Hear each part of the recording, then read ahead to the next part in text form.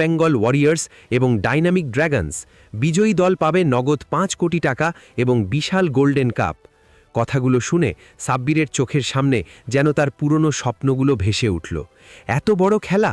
সে ভাবল, আমি তো খেলতে পারি না, কিন্তু এত বড় খেলা নিজের চোখে দেখার সুযোগ তো আর পাবো না। কাজ শেষ করে সাব্বির সোজা চলে গেল স্টেডিয়ামের দিকে। স্টেডিয়ামে তখন মানুষের উপচে পড়া ভিড়। সাব্বির অনেক কষ্টে ভিড় ঠেলে মাঠের গ্যালারির একেবারে সামনের দিকে গিয়ে দাঁড়াল। তার চোখ দুটো চকচক করছিল। স্টেডিয়ামের পরিবেশ তখন টানটান উত্তেজনায় ভরপুর। রেফারি বাঁশি বাজালেন। শুরু হলো ফাইনাল ম্যাচ। দুই দলই হাড্ডাহাড্ডি লড়াই করছে, কিন্তু ডাইনামিক ড্রাগনস দলের বিদেশি খেলোয়াড়দের শক্তির কাছে রয়্যাল বেঙ্গল ওয়ারিয়র্স যেন একেবারেই টিকতে পারছিল না। প্রথমার্ধেই কারা ৩টি গোল খেয়ে বসল।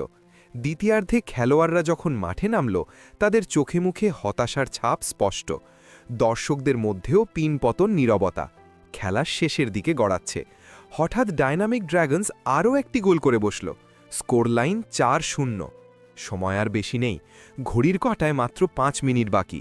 রয়্যাল বেঙ্গল ওয়ারিয়র্সের অধিনায়ক এবং মূল স্ট্রাইকার নীরব হতাশায় মাঠের ঘাসের ওপর বসে পড়ল। ৫ মিনিটে ৪টি গোল শোধ করে ম্যাচ জেতার রীতিমতো অসম্ভব। ঠিক সেই মুহূর্তেই ঘটল এক অভাবনীয় ঘটনা। গ্যালারির পাশ থেকে বল বয়দের রাস্তা দিয়ে মাঠের ভেতর ছুটে এলো সাব্বির। সাধারণ জামা, পায়ে কোনো বুট নেই। সে সোজা ছুটে গেল অধিনায়ক নীরবের কাছে। হাঁপাতে হাঁপাতে বলল, ভাইয়া, আপনারা হাল ছেড়ে দিচ্ছেন কেন? আমাকে শুধু একবার সুযোগ দিন। আমি কথা দিচ্ছি, এই ৫ মিনিটে আমি ৫টা গোল করে আপনাদের ম্যাচ জিতিয়ে দেব। সাব্বিরের কথা শুনে নীরব অবাক হয়ে গেল। সে কিছুটা বিরক্ত হয়ে বলল, তুমি একটা ছোট ছেলে, এটা একটা আন্তর্জাতিক ম্যাচ। তুমি বুঝতে পারছো তুমি কি বলছো? দয়া করে তুমি মাঠের বাইরে যাও, আমাদের এমনিতেই মন খুব খারাপ।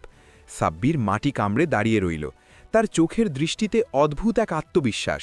সে দৃঢ় কণ্ঠে বলল, ভাইয়া, আমার অবস্থা দেখে আপনাদের বিশ্বাস হচ্ছে না, কিন্তু আমি গ্যারেন্টি দিয়ে বলতে পারি, আমাকে শুধু ৫টা মিনিট বলটা পায়ে নিতে দিন, প্লিজ। হঠাৎ পেছন থেকে দলের হেড কোচ মিস্টার রহমান এগিয়ে এলেন। তিনি সবকিছু শুনলেন।